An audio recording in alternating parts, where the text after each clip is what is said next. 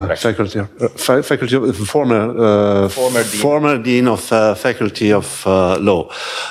It's a big pleasure and a big honor because University of Turin is one of the biggest partners in Italy of HEC.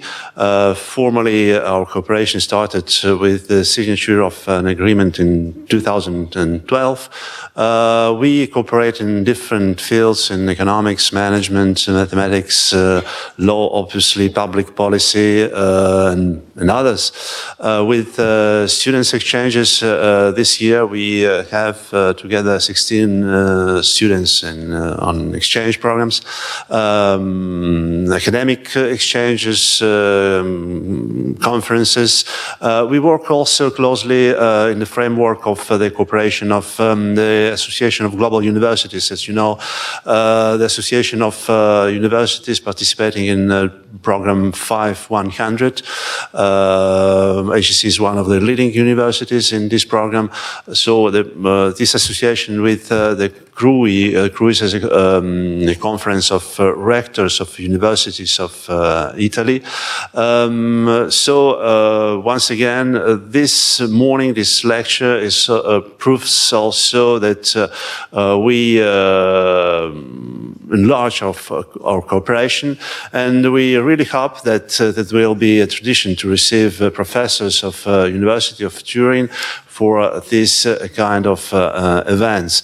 As also we hope our professors will continue their work in Turin and the cooperation with their colleagues from this university.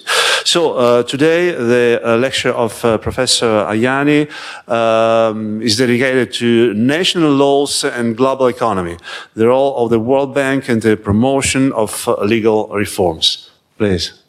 Thank you.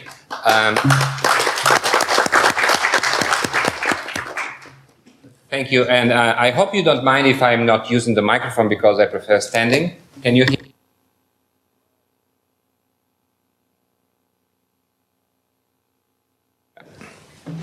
So thanks. I'm very, very happy to be here. I will be very short with the formal remarks, but just let me know that I'm happy to be in the Vysokái škola Ekonomiky because your school is a very excellent, good partner for us, and us means the University of Torino.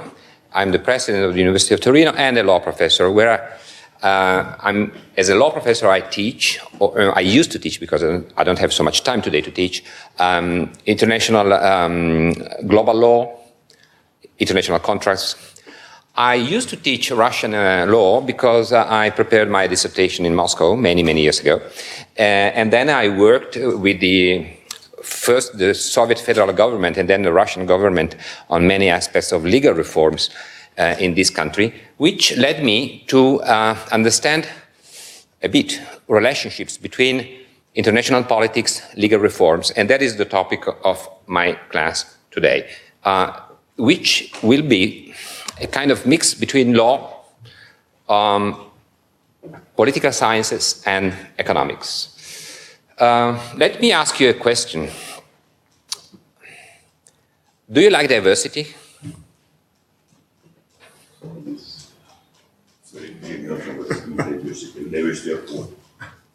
Do you like diversity in food? I know. Do you like diversity in music? Do you like diversity in language? It depends. Preferably we speak our English, but not many languages. Do you like diversity in law? No. You find out. You do not. What about the younger guys here? Do you like diversity in law? There is actually little diversity. There is no diversity in law. There is diversity. There is a lot of diversity in law. Look at that map.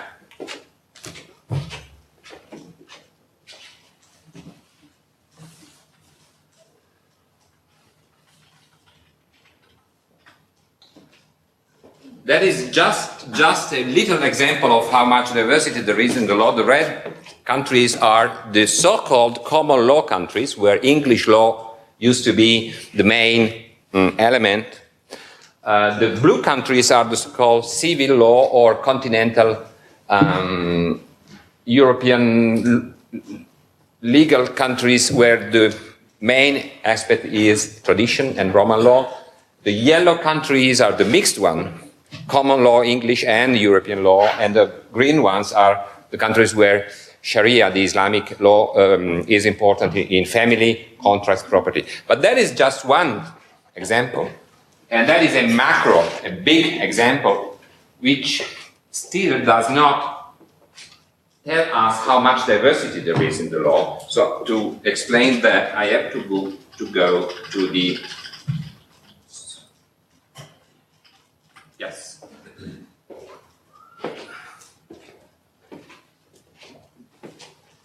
Languages. Every nation has a national language, at least one, if not more. Every national country uses the national language to express the law. And that means that there are more than 200 countries in the world, more than 200 legal languages, and more than 200 legal systems. There are different classifications. Taxonomy means classification. And following these classifications, legal systems are different.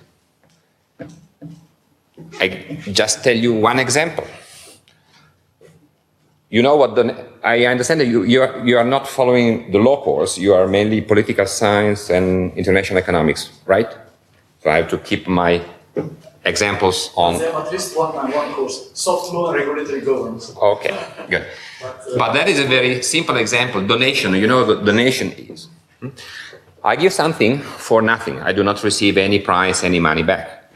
So is donation a contract?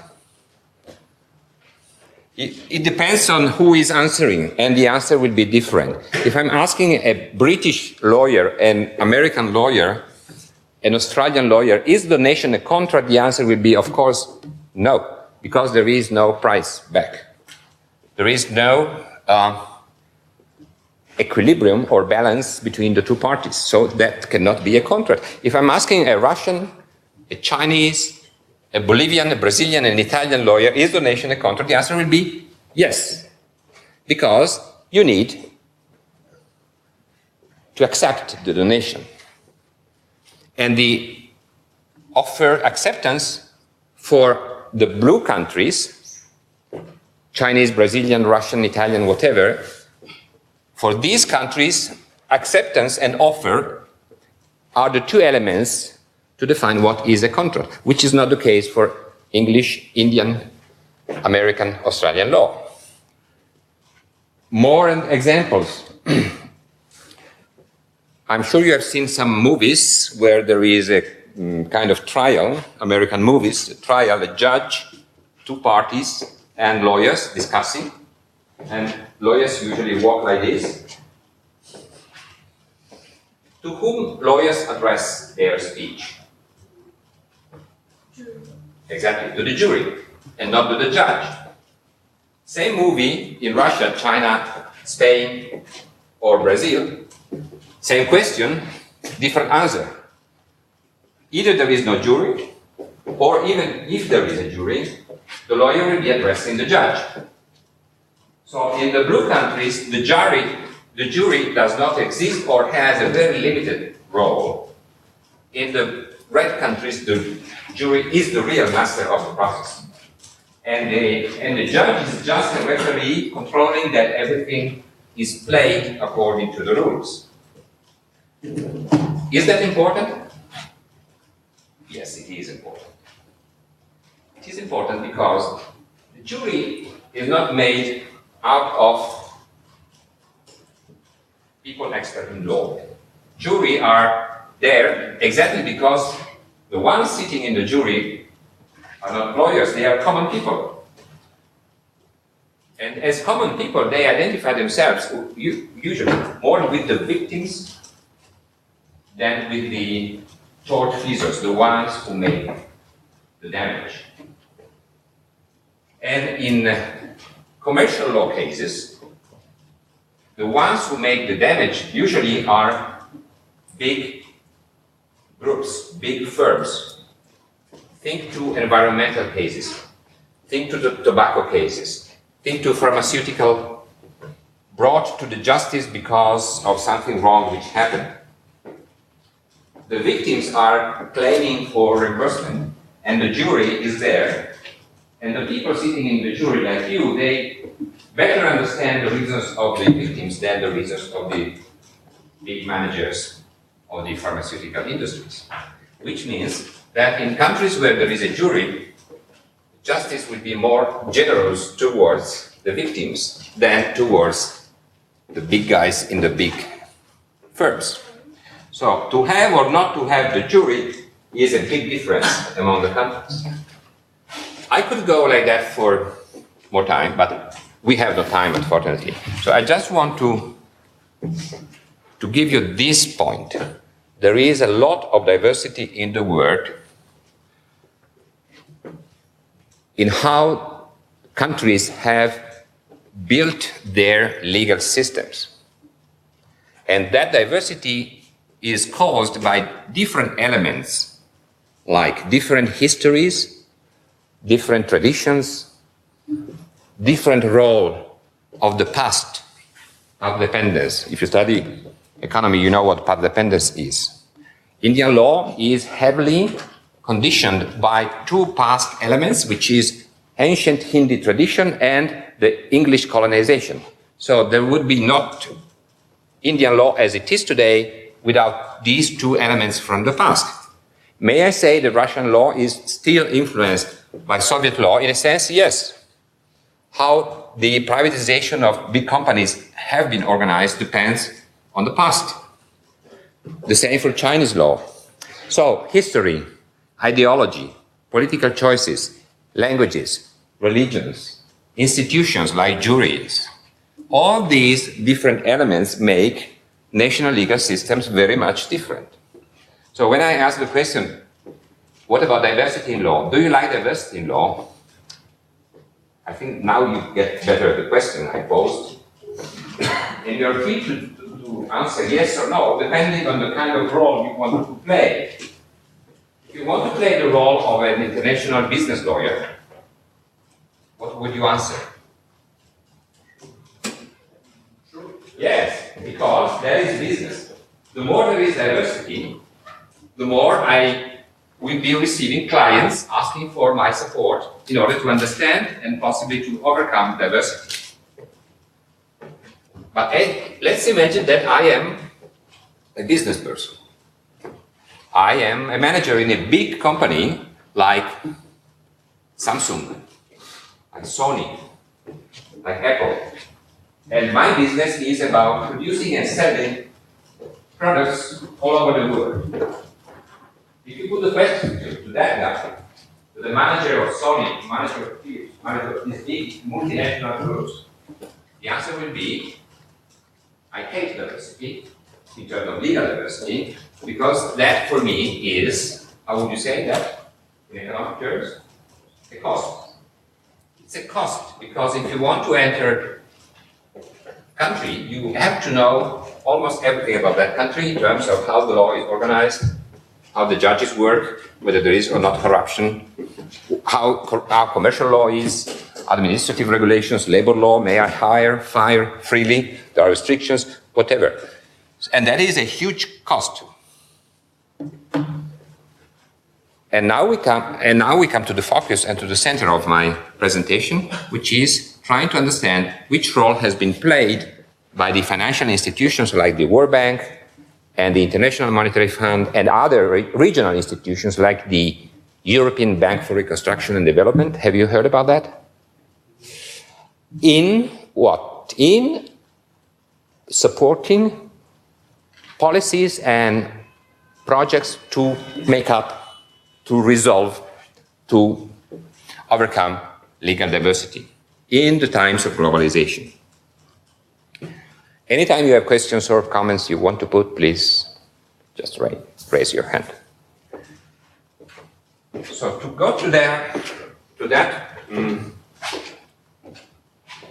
I need to show you two documents. And this is the first one. Can you read?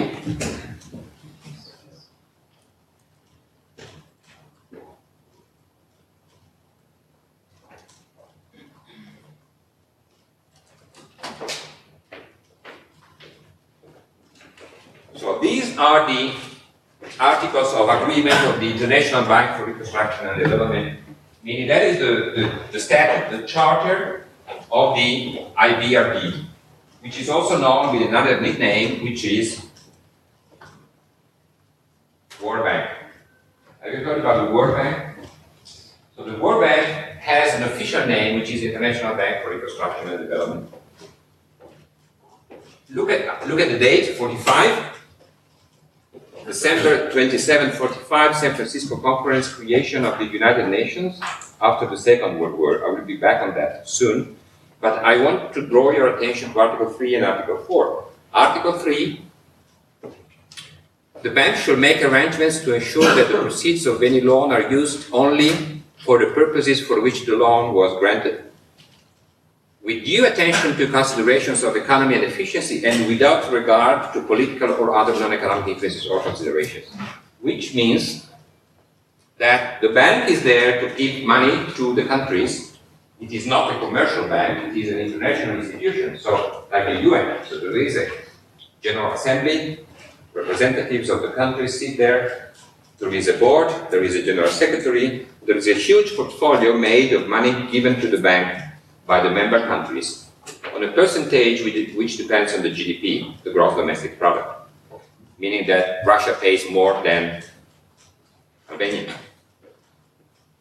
China pays more than Portugal in terms of the fee. And that creates a huge amount of money which can be given, lent, not for free, to member countries. We will see how and under which conditions, but here we have already a hint. Attention to considerations of economy and efficiency. I give you the money in order that you will be able to pay back the loan to me, but no regard to political considerations. I cannot discriminate a socialist government from a non-socialist government or whatever, because that is not permitted by the statute, which has originated the World Bank, and the same concept is even more precisely stated here. The bank should not interfere in the political affairs of any member. So neither political considerations in order to give the loans, nor political interference. Quite clear? Now, remember that and put that in comparison with this second document.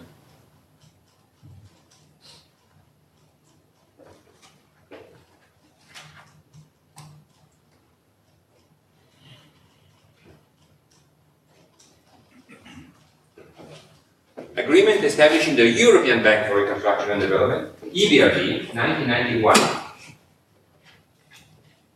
46 years later, same year of the demise of the Soviet Union, end of the Cold War, the parties signing that agreement, that is an international agreement establishing the European Bank for Reconstruction and Development, like the World Bank, with the regional focus. And the regional focus is on East-West economic relationships. So the EBRD site in London, established by all the Western European countries plus Central Eastern European countries plus Russia and the Baltics and the post-Soviet countries, that is there to provide loans in order to support industrial and financial cooperation between Eastern countries, Eastern businesses and the West. But look at the style. There is a preamble, very much phrased, very much political, committed to the fundamental principles of multi-party democracy, rule of law, respect for human rights and market economics, welcoming the intent of Central and Eastern European countries to further the implementation of multi-party. You see how much politics in there. it is exactly the opposite than saying political interference is prohibited. Even if the European Bank is supposed to do the same job the World Bank has been doing in these years. And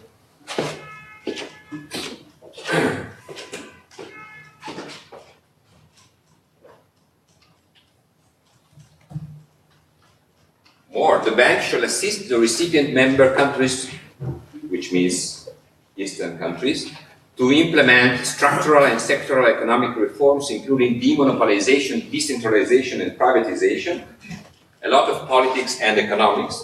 And finally, Article 8, number 3, in cases where a member, which means a country, might be implementing policies which are inconsistent with Article 1. Article 1 said, we are here to support businesses related to multi-party democracy, rule of law, etc. The board of directors shall consider whether access by a member to bank resources should be suspended. So it means that if you do not act as promised, politically speaking, you get no money anymore. Now, question is, why two documents establishing two very similar international financial institutions, the World Bank 45 and the EBRD 91, are so different in the sense that the first one says only pure efficiency economics, please, please. By statute, no political interference, and in fact, no law, no legal reforms, just economic efficiency. And here, on the contrary, a lot of political interference, conditions like legal reforms, privatization, rule of law, multi-party democracy, respect of human rights, otherwise no money. What happened between 49 and 91, which made the phrasing of these two documents so different? And that is the story that I want to tell you, which leads us to some history and history of international relationships. Again, if you have questions, stop me and let me know. No questions or comments? Okay, now,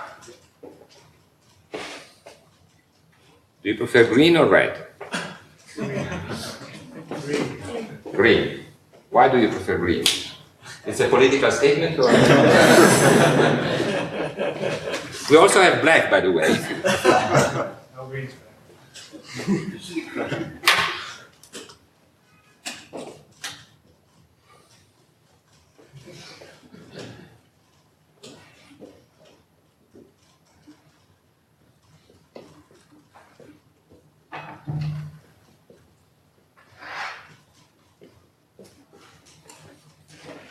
So from 45 to Trump, it won't take more than 40 minutes. So 45 is the year when, in fact, December San Francisco conference, the UN. Are you familiar with the United Nations? You studied that? Yes, no. So you know that the UN was established by political leaders of the winning countries after the Second World War, moved by a very strong idea, which was no more global conflicts. And the UN was originated to create a global governance strong enough to prevent possible global conflicts. Was it successful? We had a global conflict after? Not yet. But in a sense, it was successful. More than what they did try to do after the First World War. Because after the First World War, 1919, the fathers of these guys, so the first generation, they gathered in Geneva, and they wanted to, and the statement was no more global wars. And they created what? League of Nations. Now, the ones who created the League of Nations, we can tell now, were not successful at all, because after not so many years, there was a second global conflict. So the ones who designed the UN had in mind mistakes made by the ones who designed the League of Nations, and they said, we don't have to make the same mistakes. And the worst mistake they figured out was the unanimity principle, which had, in fact, kept the League of Nations in a position which was almost impossible to keep. Unanimity means that if I'm asking you whether you prefer green or red, even if only one says, no, I prefer another color, I am paralyzed and I cannot choose. That is the unanimity principle which governs international relations in the world until 1945.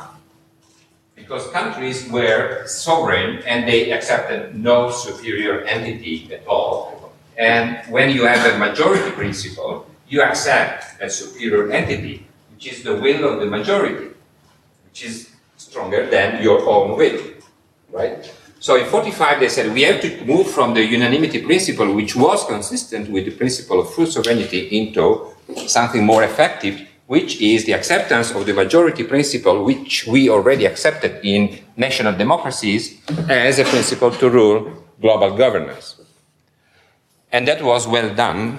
And in fact, we cannot understand the actions taken by the UN, even military actions, without the acceptance of the majority principle, because all the not so many actions taken by the UN in order to preserve peace in former Yugoslavia, in Iraq, had been put to a majority vote because under a unanimity principle they would have not been able to do that.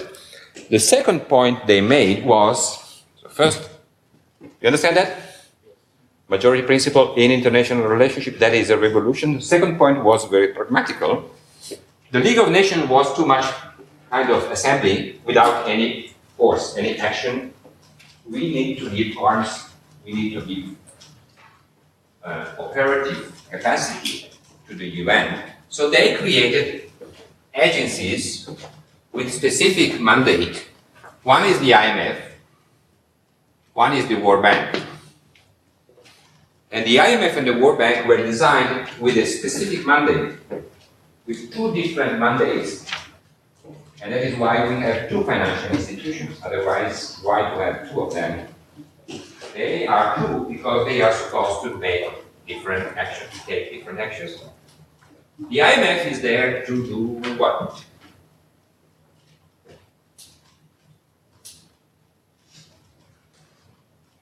To support countries in financial distress, to prevent inflation, to prevent currency crisis, to prevent speculations from one country against another one. All these facts which occur in international economics were considered to be possible causes for a global conflict. They were looking to the past, to the recent history. Wall Street crisis 29, which landed in Europe in the 30, 31, 32, inflation in Germany, Nazi party, Hitler at power in 33. They remade the film, the movie, and they said that was caused by financial crisis. People voted Hitler because they were under financial distress. Germany was under financial distress. The inflation was awful. So the IMF will be acting in order to prevent and support countries using the big portfolio, the big money IMF receives any year by the payment of the fees by the member countries. The second one, the World Bank, which is the International Bank for Reconstruction and Development, has a different purpose, which is in the name. International Bank for Reconstruction and Development. So what is the purpose of the World Bank? Yes, to support reconstruction and development. Why? Because the situation in Europe in 45 was really bad. Infrastructure had been destroyed, harbors, railways, railway stations, airports, roads, factories, all had been bombed. Different intensity, but Italy, England, Germany, some France, Russia, a huge destruction. And where there is destruction, there is poverty, and where there is poverty, there is political tension, and that could cause national parties and then war. So we will be putting a lot of money in order to support reconstruction and development, which means fighting against poverty, making people happy again, and lets everyone live in peace. That is, in short words, what the World Bank was for. Good? So are you in? The story has more fantasy than human people, so something happened which was not expected in 1947, which made the World Bank to freeze its activity. And what happened in 1947, I can't tell you a date, I can't tell you a month, but something really important happened which made the world different. Yes?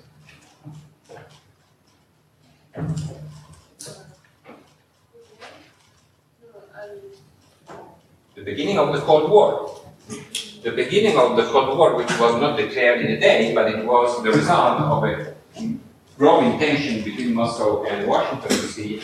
And during that year, Stalin was maneuvering in order to have elections in Central and Eastern Europe favorable to the Communist Party, and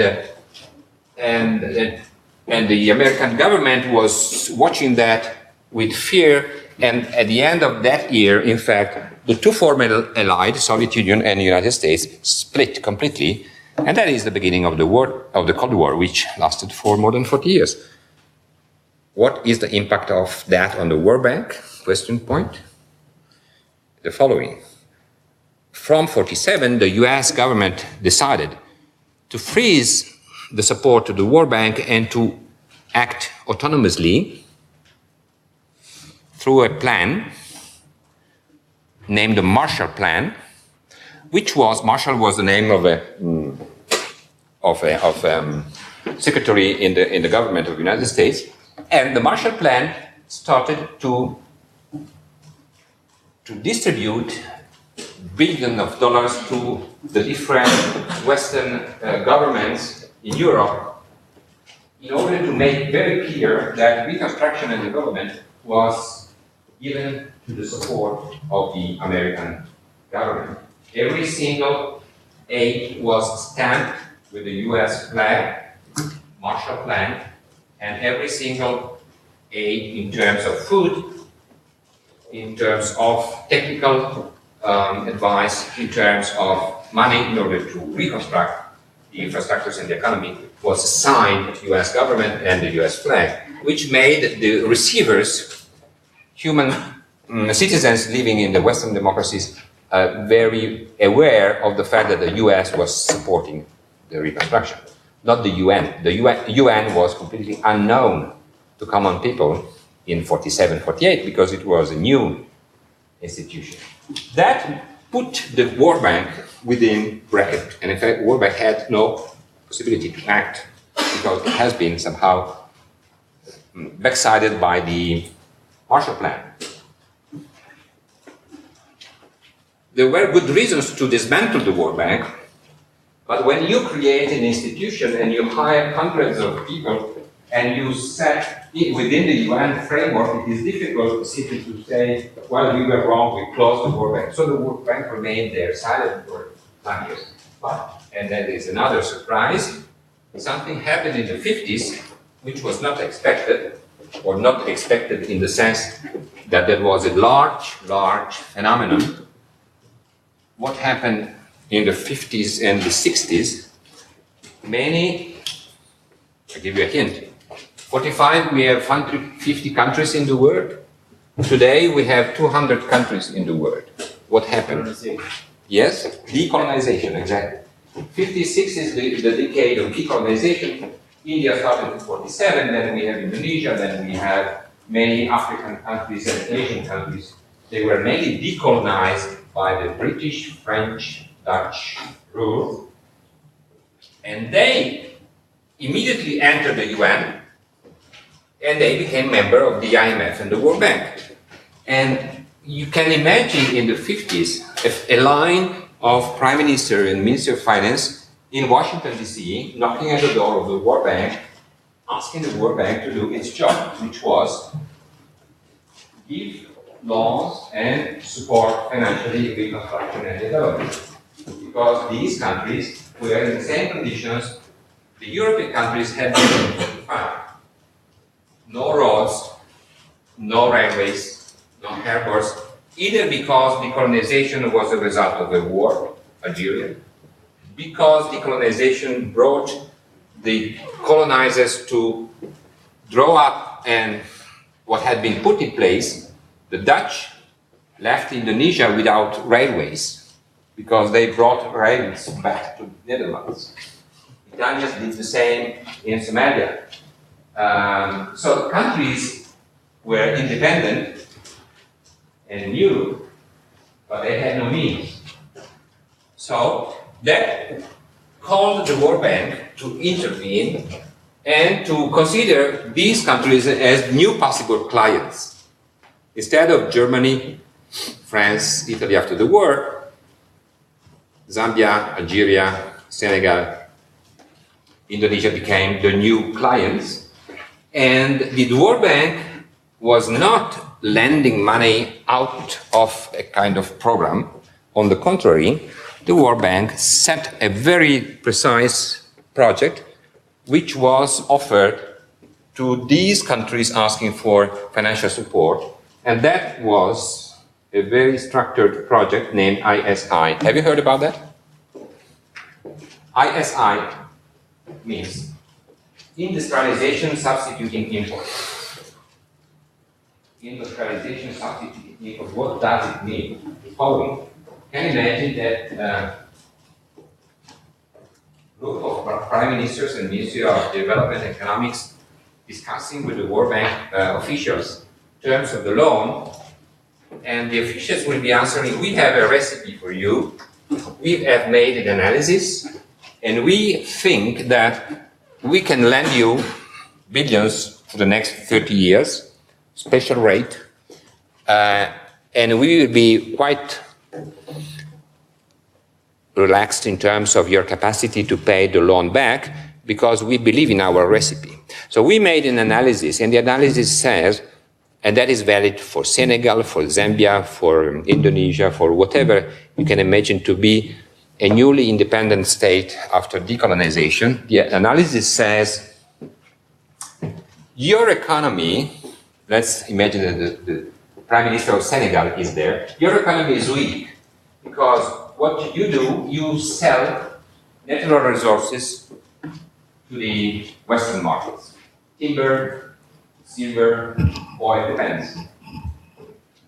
And that is bought by industrialized nations, but the price, that is the point, the price is not made by you, the seller, but the price is made by the buyer.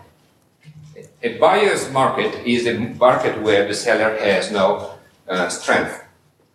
And by that time, the price of gas, the price of oil, the price of gold, the price of copper was made by the buyers, by the international markets in London, Rotterdam, New York, not by the sellers. That is a problem for you, Prime Minister of Senegal, because you don't control the price. You follow that? You have a second problem. With the currency you get from the West, you buy what you need. And something which you are not able to produce. You buy food, you buy rice, you buy beers, you buy bicycles, you buy whatever your people need, which is not produced in the country. So you are twice weak because you don't control the price of what you sell, you don't control the price of what you buy. You are in the hostage of Western markets. You believe to be free just because colonizers left, but you are not, because you are taken into the will of the international business. So our proposal from the World Bank is you change that, you industrialize yourself in order to substitute I as import, where import means import-export. You will be getting the money from us, and you will be using that loan to start, that is a factory, industrialization. So a line of credit from the World Bank to every one of these countries in order, specific purpose, Article 3 of the charter. I will be controlling whether you use for that purpose with no political interference. That is an economic recipe. There is a big E here, which stands for economics. No law is considered to be irrelevant. No politics. Just efficiency and economic recipe. And you will be, in a short course of time, able to produce domestically what you are now buying from abroad. And very simple recipe, 2 alerts. The first alert, there is a risk that you start a kind of private industry supported by public money, and after a short period of time, the new business persons in your country will be, instead of investing in the system, exporting the money abroad. How do you call that? Capital flight. So if capital flights occur, that is not good for the system, neither for the recipe, because you do not have reinvestment anymore. But you can do something. You can close the system with just one simple administrative criminal law regulation saying that whoever is taken at the border trying to export more than $10,000 is, the money is confiscated and the guy takes from 3 months to 1 year of jail. So you simply prohibit capital export and you organize a tight control in the national bank in order not to permit transactions on international transactions on your currency. So if you do that, your currency is not tradable anymore on international markets. It's like a blue token to be used only domestically. But that helps. There is a second risk. The risk that what you produce at home is not really liked by your consumers. Perhaps because, thinking to India, in the 50s, 60s, 70s, 80s, and 90s, in India, they were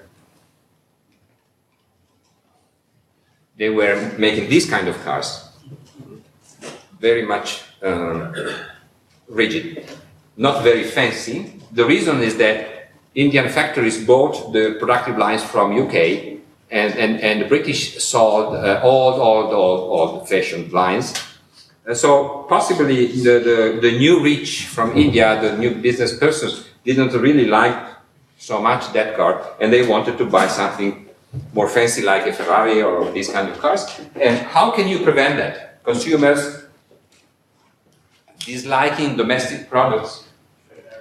Yes, trade barriers, customs, duties at the border, so that if you want to buy a Ferrari, you can do it, but you have to pay 45% in customs at the imports, which is quite discouraging. So the two walls, duties at the border in order to prevent imports, and a criminal administrative sanction in order to prevent capital flights. The system is frozen, but it will be working and refueling itself. You multiply that model for 60, 70. These many were the countries having adopted the ISI recipe. Not only decolonized countries, but in the 60s, Italy, France, UK, they were following that model too. The GDP of these countries, industrialized countries, the GDP of these countries in the 60s, early 70s was made 60% out of public investments. And in Italy, for instance, public companies were producing cars, cakes, cookies, not considering all over the world, postal services, telecommunications, railways, airlines. All that was in public hands. So that was the model, and you understand that in that kind of model, what is the law is not really relevant. Nobody cares about how is the law in Senegal, how is the law in Tanzania, how is the law in Indonesia, because that is a domestic matter. You could say, but there was international trade. Yes, there was international trade, but not so much as today. And international trade was mainly done through what I call kind of suspended bridge. Suspended bridges. Why suspended bridges? Because you can imagine that we have two ISI-based national economies. That country, big country, does produce oil, and this country does not produce oil. But this country produces rice. So in that situation, you can have country B in need of rice and country A in need of oil, and they will be trading oil for rice. But the way they trade will be through international contracts. And that is an international contract, which is not really connected deep, is not rooted in international legal systems. It is a suspended bridge with no reference at all with national legal systems. Because the contract is ruled by the contract itself.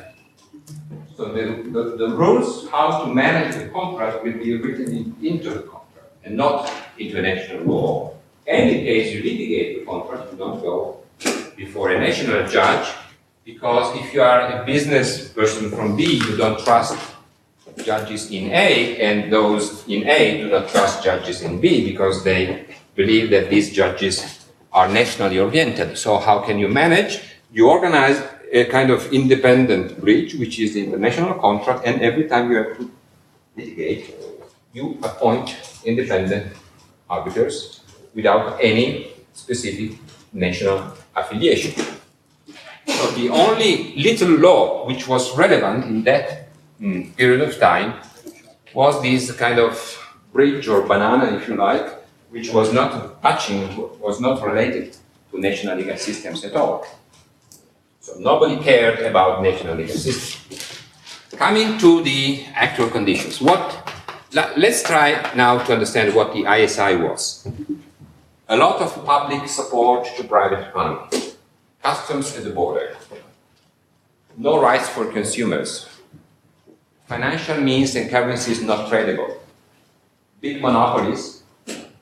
So that set of characteristics is exactly what has been denied under globalization, because under globalization, a fight had been brought against customs, duties at the border, the impossibility to trade financial means and currencies. Consumer rights became very much relevant, fighting monopolies.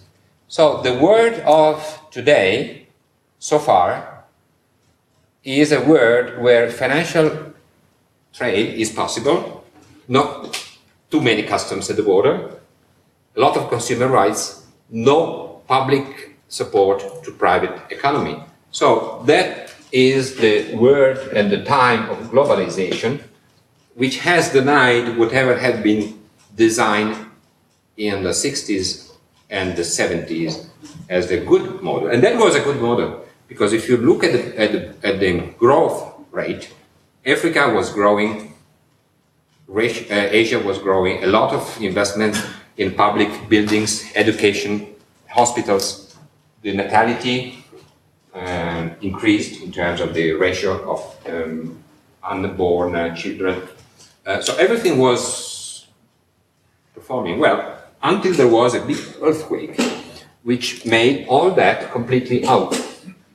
And that earthquake occurred in 73, 75, and the name of that earthquake is oil price crisis.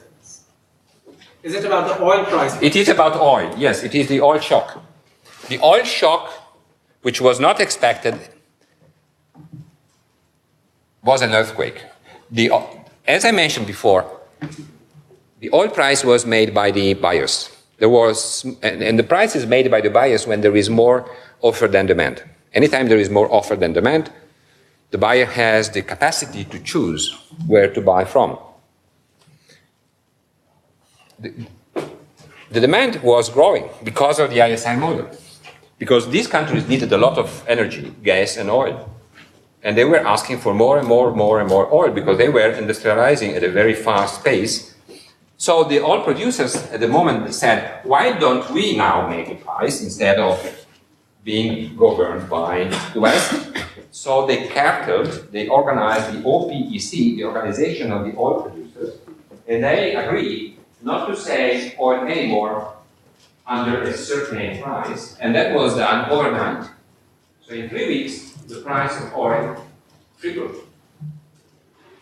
And it went up and up and up, making immediately a huge problem for these countries, because they had to pay 3 times more in the energy they needed. So they went indebted and indebted. But they did not lose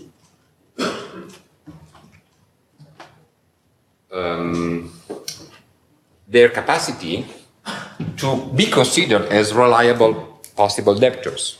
So they went to the private banks, the big bank groups, mainly in London, asking for a private loan. So they didn't go to the World Bank, they went to the Lloyds, to the big banks, asking for a short-term loan to be paid on commercial rate in order to solve the debt crisis made by the increase in the oil.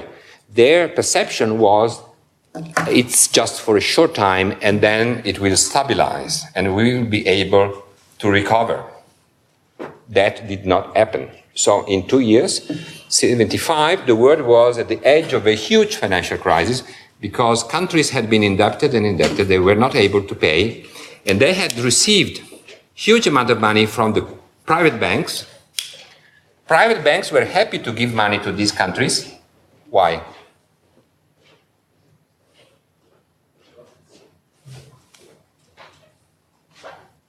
Because banks like doing that. Banks are there to give money. That is the business of a bank. They don't keep the money under the bed. They don't like to have money. And they had a lot of money by that time. Why? Easy. Because the oil producers were getting a lot of money and liquidity, and they were putting the liquidity in the caches of the big banks. And the big banks were looking for possible borrowers, and they found big borrowers in the indebted countries. That was the circle which became very much dangerous when the big countries were not able to pay that anymore. So they all went to the World Bank in 1975. I'm a bit dramatizing, but not too much. That was a story. And they asked the World Bank to do something because otherwise a huge collapse was ready. And the World Bank said, no problems, guys. We will be solving again. We are here for that. We don't want to have conflicts in the world. We are the angels of the world, and we are here for peace. But you know something? The ISI model is over. Don't remember that anymore. That is a failure, has been proved by the crisis. We have now designed a new model, which is exactly the denial of the ISI model. And the new model has a name, and the name is Economic recovery program. even more than that. It is, that is the effect, but the new name, the cause is free trade, globalization, free trade. So our model is based on the denial of that model. So no more public support to private economy, no more customs, no more duties, no more monopolies. Everything has to be changed. Free trade is the new slogan, and neoliberalism is the new ideology, and that is something which is also caused by a new theory. Because I've been talking about facts until now. Decolonization was a fact, oil shock was a fact, but to govern facts and to convince political leaders that the world is changing, you need theories. And there was a new theory which was ready exactly at the time when the oil shock proved that the old theory was wrong. And the new theory was neoliberalism. And there is also a kind of human factor in that. That theory was designed following a big thinker in economy, who was Keynes. That is, the ISI model is a Keynesian theory. Public support in order to promote private business. And the guys who drafted that had been hired in 1945 and were ready to retire in 1975. having served for 50 years, having studied Keynesian theories at university, and they all went out in a block because they hired all these guys within the UN in 45, 46, 47. So they all retired, and while retiring, they brought Keynesian ideas with them. And the new ones, your age, who entered, had studied at Chicago, which was a mainstream global economic theory by the time. So the so-called Chicago boys entered the World Bank and the IMF in the late 70s, early 80s, and they were ready to produce the new neoliberal model, which was called free trade. And that became the ideology and the model for the next 25 years. What happened during that time were only kind of evidences that the neoliberal model was right. The end of the Soviet Union and of the state economy was a kind of confirmation that the free trade and neoliberal approach was correct. It was so correct that it caused the end of the state economy, which was closer to the ISI model. And the big shock taken by Yeltsin in 92, 93, and his idea to introduce a kind of shock therapy had been designed at Harvard Business School by neoliberals. And the legislation adopted by Russia in commercial law and in financial matters in the early 90s was based on neoliberal thinking and on the Chicago School.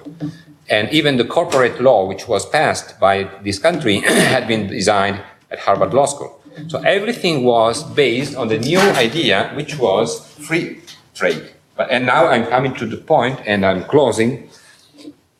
Now you start to understand why law has become so important, and why law and politics, and why that is the phrasing in 1991. A lot of political interference, because there is no good performance of the economy without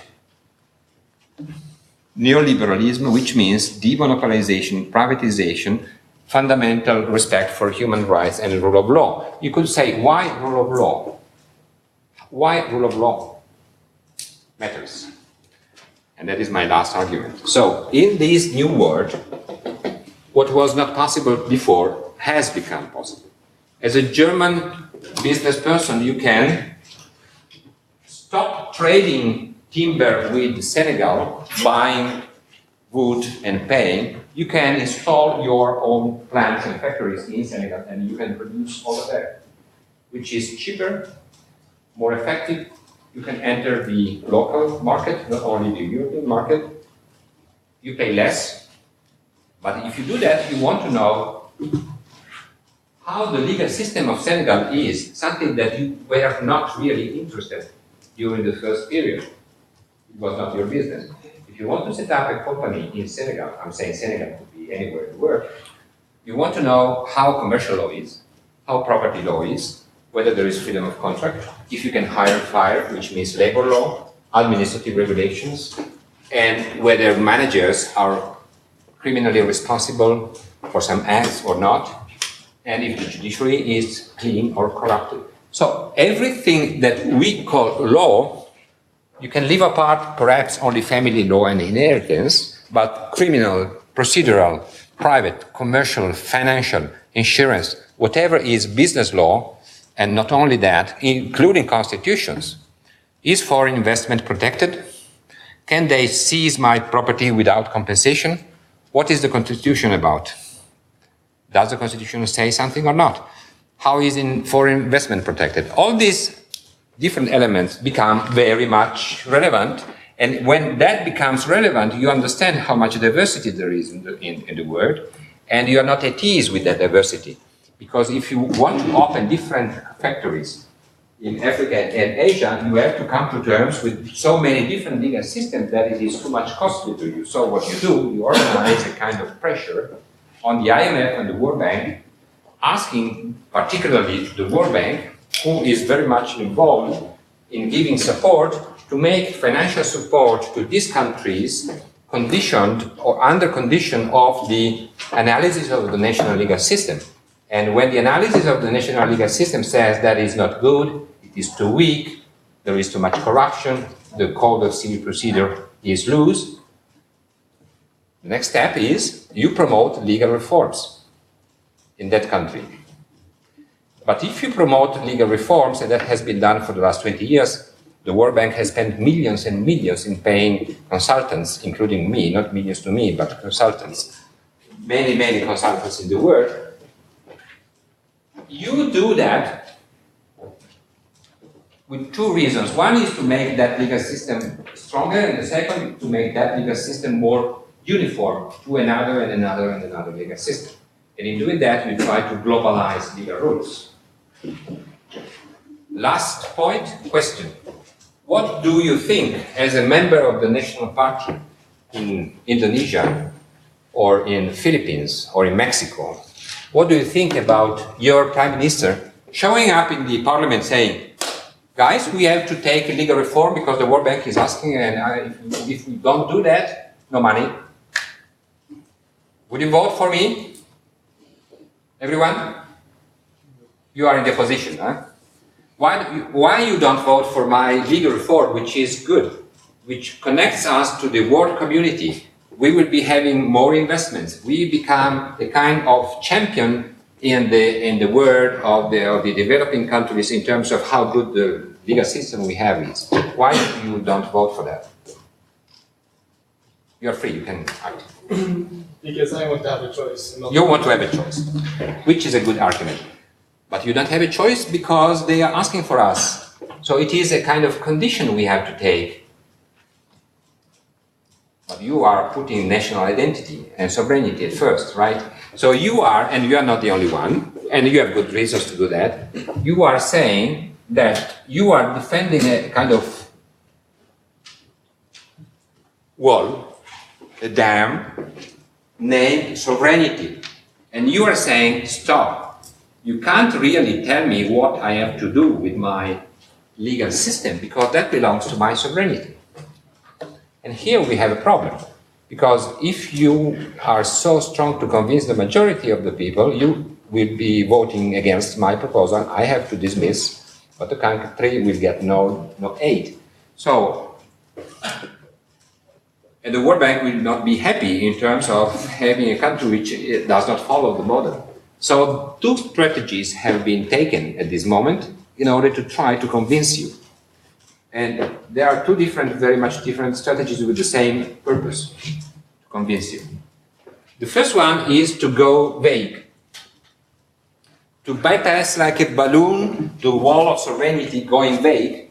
And going vague means I will be spending very gentle, vague terminology like rule of law, protection of fundamental rights, good governance.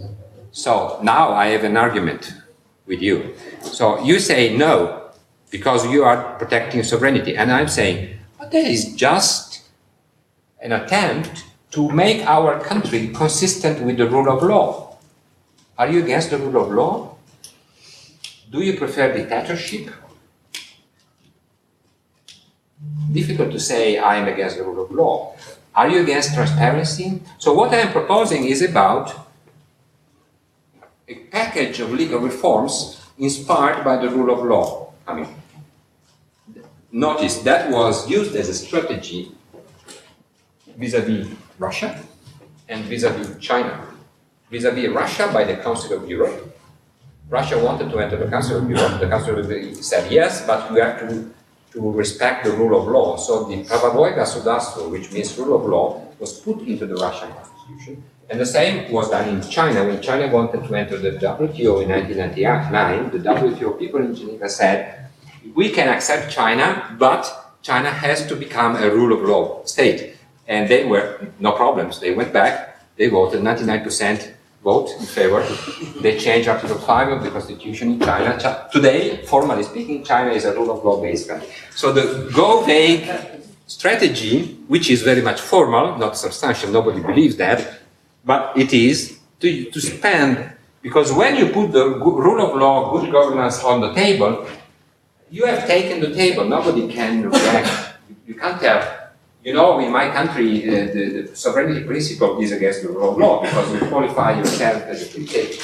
The second way, and coming to your point, is also, not instead of, but also, you go technical, which is the opposite of going vague. To go technical means that you pretend that business regulations are very much like regulations on how to build a bridge or a house. No really political contents.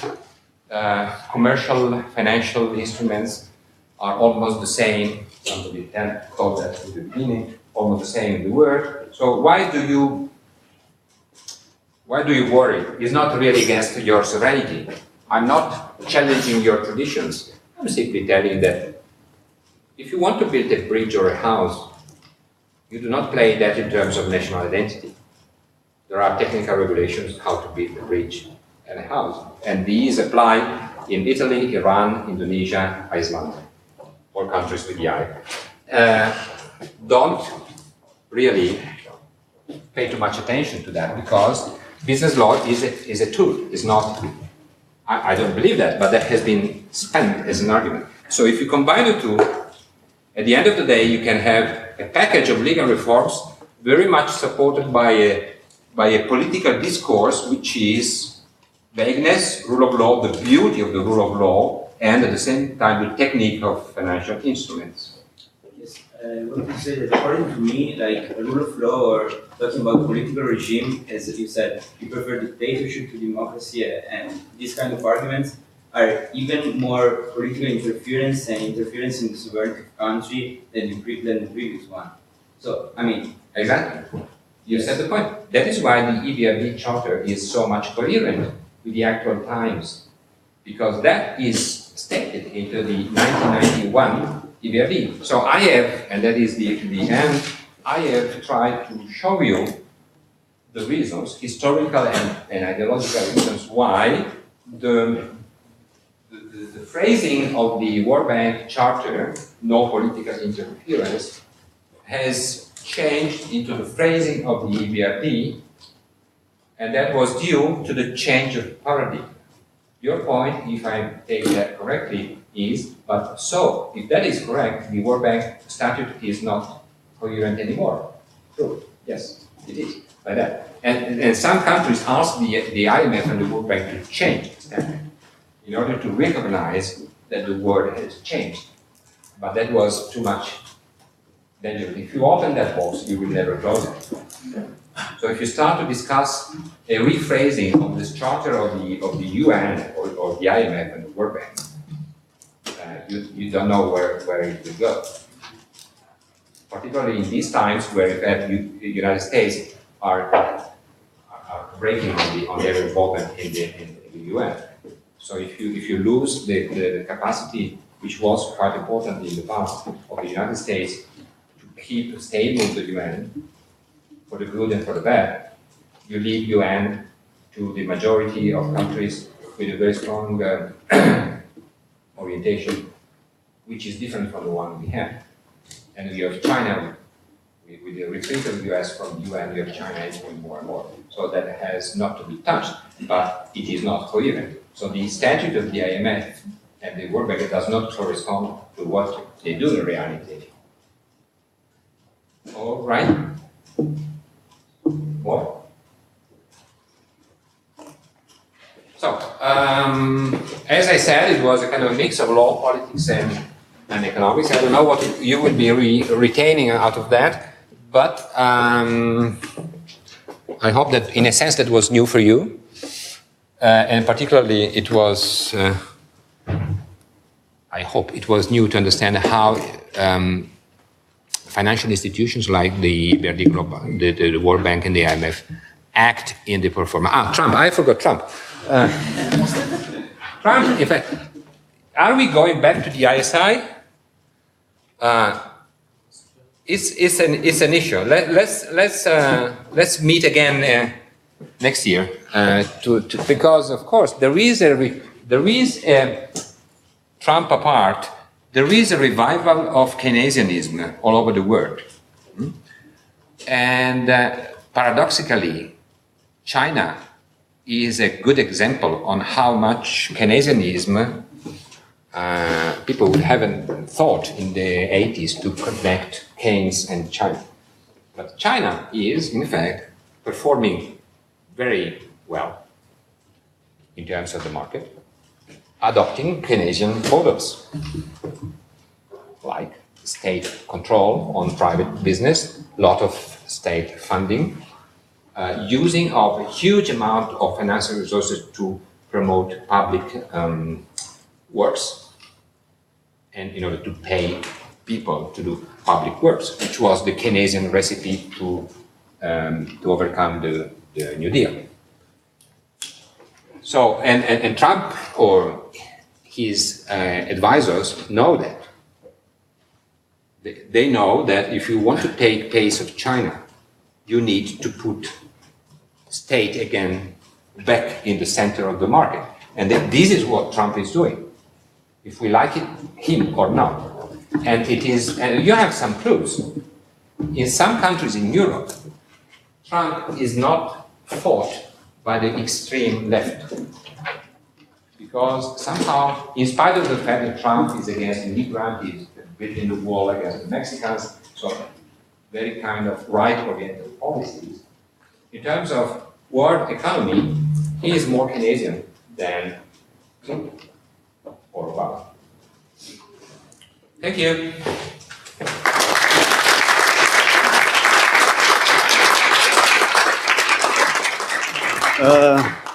Thank you very much, Professor Ajani. We have a tradition.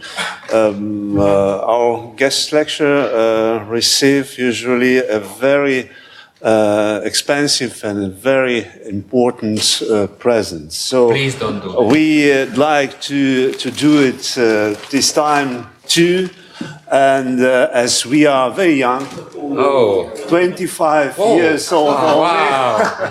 it is for you. Thank you.